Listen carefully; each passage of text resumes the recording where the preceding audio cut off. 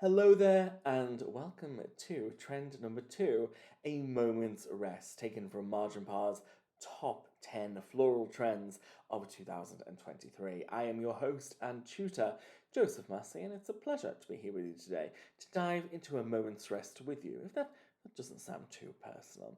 Now, I'm a huge fan of this particular trend. Neutrals, monoflorals, soothing, calm designs are one of my absolute favorite things, and I love to recreate them, not in maybe the typical form you may expect monoflorals to be created in, like tight little domes or round little posies. Instead, really letting the florals have some movement and creating asymmetrical swathes of blooms really helps bring this peaceful, elegant trend to life. Join me today for this how-to as we dive on into how to recreate this gorgeous centerpiece for yourself. First up, let's take a look at our flowers, and of course we are using only one type of flowers today.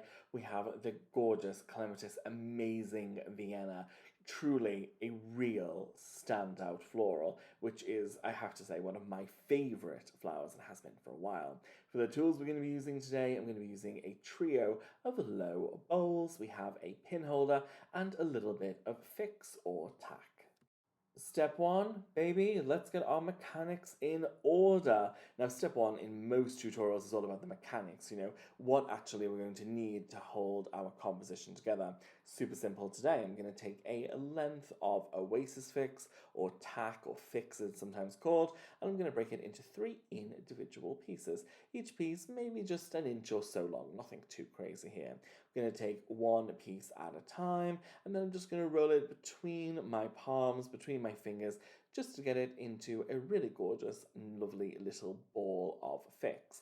Now I'm going to do this 3 times, so with each of the individual pieces of the fix I'm going to repeat the technique. Nice and simple, nice and easy, and really just helps us, get everything ready to go so our mechanics are happy to be happening. Now, the reason why I'm using a pin holder today instead of using any chicken wire is because I'm going to be working with some gorgeous, slim, elegant stems, and we're not going to be using any foliage, so we want to keep our mechanics nice and clean. We're going to take our 3 pieces of fix, place them equidistantly on the base of the pin holder, and then just apply a little bit of force as we secure the pin holder directly into the bowl. You can see here our pin holder firmly in position right in the center of our bowl, looking good and ready for us to begin arranging. I'm now going to fill this bowl around 1/3 full with clean, fresh water to which flower food has been added. With our mechanics in place, let's move on to step 2. And for step 2, I'm going to be using the process of reduction on all of my beautiful Clematis stems. I'm going to take every single leaf of these Clematis Amazing Vienna, really reducing the form and reducing the colour contrast that you find within this stem. You see here I've got a nice clean stem here, no leaves or debris on the stem, and I'm going to do that with every single stem that I intend to go within my bowl. Now you're going to require around about 20 stems to go in each individual bowl, so if you're using one bowl to make one individual table piece, you'll need around 20, maybe 25 stems. If you're creating multiple bowls to run down a table, well, of course you'll need more. Just multiply it by the number of bowls that you need. Now, first things first, we're going to take our snips and we're going to trim our beautiful Clematis stems on a 45-degree angle, of course, to maximize water absorption and to make sure that our flowers are lasting for as long as possible. Now, I'm going to start quite low in my composition, and if you have any marked blooms, if you have any blooms that have just a little bit of damage on them, or, maybe something got a little bit, caught up in the conditioning process, this is a great place to use those blooms, right at the very beginning, low within the composition. Now, when we're creating monofloral compositions, I do prefer to work in layers. So by using any damaged blooms or any blooms that have any marks on them, or maybe even blooms that have the odd petal missing, then what you can do is you can use them in this layer, lower down in the composition to kind of block out our mechanics and to begin to fill up our shape without putting them directly in the client's view, by having them on slightly longer stems waiting to come out, so that avoid the first thing they're going to see, is what I'm saying. We're going to take some stems now. I'm going to use about 6 or 7 blooms on this very first layer, and you'll see here I'm keeping them all quite low. Now, because this is a centerpiece, we need to have our blooms facing all the way round on all angles, that our guests can view them from the front and the back and the side and still have a refreshingly gorgeous view. Keeping my stems around about 3 or 4 inches long, placing them into the actual pin holder, securing them in position there, and just creating our very gorgeous first layer. With our mechanics and our first layer of blooms in position, in step 4 we get to be a little bit more creative. We get to use our stems a little bit longer to start to add some asymmetry into the piece. Now, of course, I think in floral design, symmetry has its place and can look absolutely breathtaking and gorgeous, but there is something to be said for how en vogue asymmetry is at the minute. I mean, I see more and more and more floral designs showing asymmetry as opposed to symmetry because it just feels a little bit more dynamic. Now, what you see here is I'm working my taller stems above and kind of through the first layer that I placed in there. Now, I'm not piercing the flowers, I'm not damaging the flowers that went to my first layer at all. I'm just arranging the stems through and around the stems in that first layer, enabling me to start to bring out some character and really add some nuance to the form that I'm creating using these beautiful clematis. Now, again, monofloral, keeping everything nice and neutral and very, very elegant. And you can see here already, when we're only on our second layer of building up our composition, how clean and elegant things are looking without those leaves on the stem. If we had a lot of bright lime green leaves in here, this composition would look and feel very, very different. It's not that we don't like our clematis leaves, they're beautiful, but for this composition, we want to keep it as clean and as elegant as possible. Step 5 means moving on to our third layer, and here I'm going to be using, again, even slightly longer stems to bring out the composition further. You can see I'm taking things higher within the bowl and really starting to pull out the two different sides of this gorgeous sweep that we have going up and a sweep going across to the right also.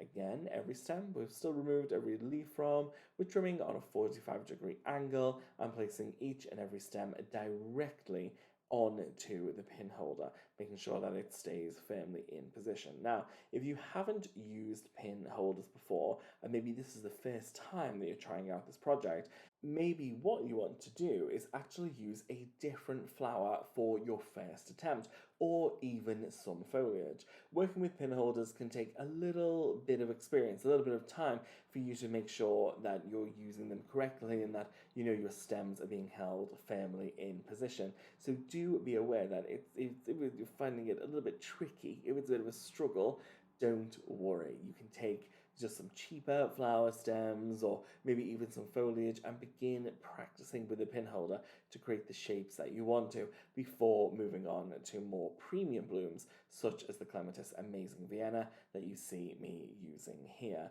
Always look to start off with slightly cheaper materials, more affordable materials, or even foliage if you're trying a new technique for the first time, because that way if you I'm not going to say you're going to mess up, but if things don't go quite to plan, then you can look, no problem at all to reuse, the cheaper materials again and again until you get the look and feel correct. Now again here we're adding in our taller blooms once more, working from our shortest layer where our stems were maybe around 3, 4, maybe 5 inches long, not particularly long. Then our second layer, they went a little bit longer. Here we can see we're really bringing up the height and the length of the stems. Now this is because we're working on our third layer of floral materials now, really bringing these flowers up and really starting to create that fabulous asymmetrical form. Now when I actually place my compositions, I'm actually going to be using 3 of these bowls around one long table. I want the blooms to kind of float and weave into each other, so you can see that I'm starting to create this fabulous asymmetrical form going higher in the center and then lower towards the left hand side. So I'm hoping that all of these compositions will really come together as we bring all 3 bowls into the same area. Step 6 now, and again, we're following our own advice by going longer once again. Really now using the longest stems here to create the look and feel that we want to. So you'll see I'm taking the stems quite tall over on the left-hand side of my composition, and on the right-hand side, we're going even longer, but we're not going taller, we're kind of going out from the bowl.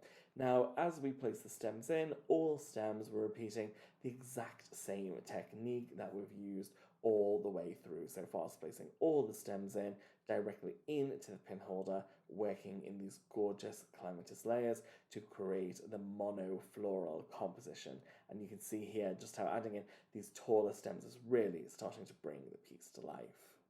Here we have our finished single centerpiece, and we can see the beautiful swathes that we've created using the fabulous Clematis Amazing Vienna, going up, as we can see here, sweeping to the left and sweeping lower and off to the right as well.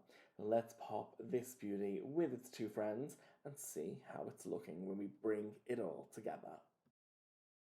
Here we have our beautiful composition of three individual, fabulous, gorgeous arrangements, each consisting entirely of Clematis Amazing Vienna. Now I've placed them on the table, as you can see, just in a diagonal line across, and we have our dining implements and other bits and pieces of tableware just on either end of the table. And of course, with this idea, you can make it longer and larger, you can keep it more simpler and reduce it down to just one arrangement. I mean, you can tell I'm a little bit excited. The possibilities are really endless for this composition. And doesn't it just bring to life the trend a moment's rest? This tablescape looks and feels to me just so elegant and so light and so peaceful and so gorgeous. There's nothing crazy about it. There's nothing, too out there about it. It's just divine, peaceful, gorgeous, a monofloral luxury blooms designed in a way that is thoughtful and sustainable, with of course all of mechanics, the bowl, the pin holder, the fix being able to be reused time and time again. I do hope you have enjoyed our deep dive into the A Moment's Rest trend from Marginpar's Top 10 Floral Trend Report of 2023. I've been your host and tutor, Joseph Massie. I do hope you have loved this tutorial, and I look forward to seeing you on the next one very soon. Until then, have a wonderful day.